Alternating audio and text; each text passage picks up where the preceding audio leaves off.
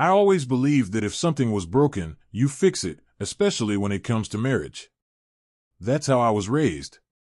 I wasn't perfect, but I gave everything to my wife, Melina. 13 years. That's how long we were together. I thought we were building something real, growing old together, making it work even during the hard times. But that illusion shattered on a random Tuesday that started like any other.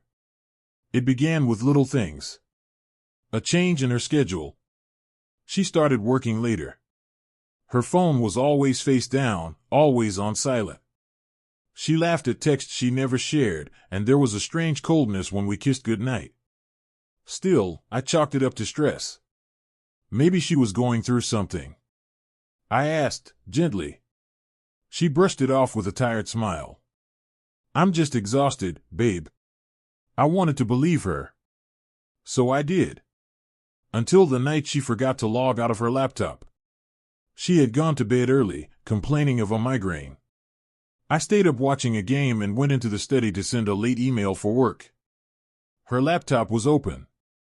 Notifications pinged on the corner of the screen. A message popped up on her social media. It was from someone named Eli. The preview was enough to make my blood run cold. Last night was amazing. I can still smell you on my sheets. I didn't even click the message right away. I just stared at it. Everything around me slowed down. My hands were trembling.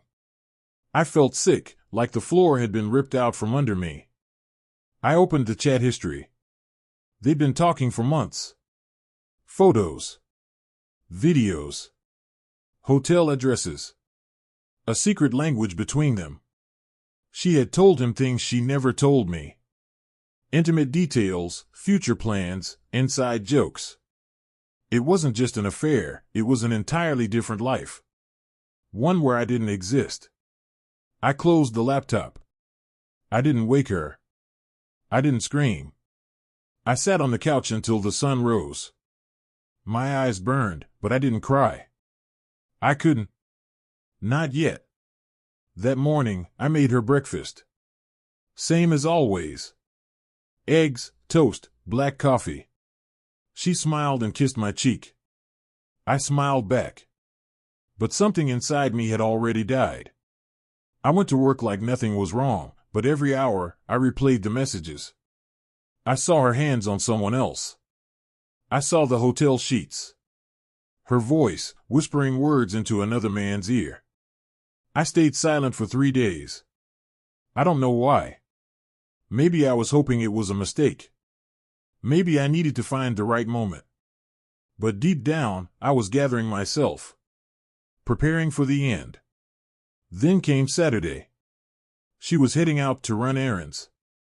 I waited for the door to close. Waited 15 more minutes, just in case. Then I went into our bedroom, pulled out the largest suitcase we had, and began packing. I didn't touch her things. I packed only mine.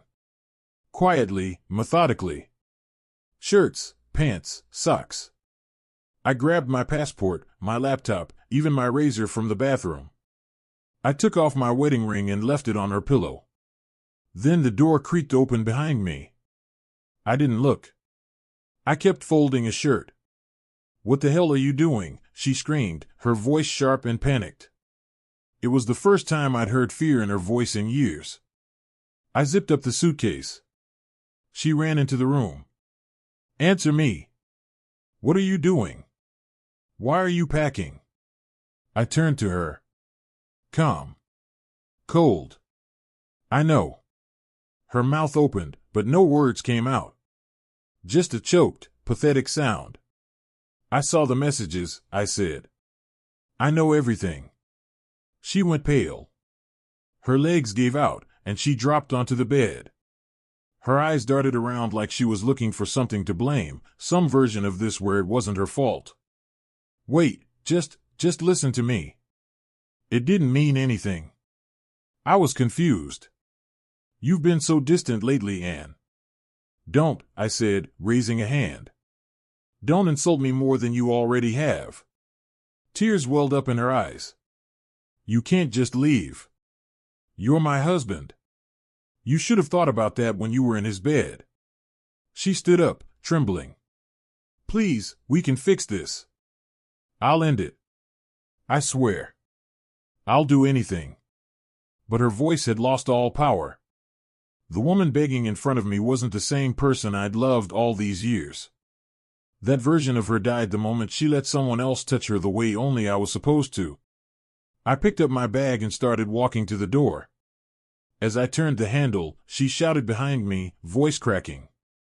Don't you dare walk out on me like I'm nothing. I paused. Then I said the one thing I hadn't said in years. You already made me nothing. And I left. I didn't go to a friend's place. I didn't stay at a hotel. I drove for hours. Just drove. I watched the sunset in the rearview mirror and kept going. I didn't know where I was headed, but I knew one thing for certain. I was finally free.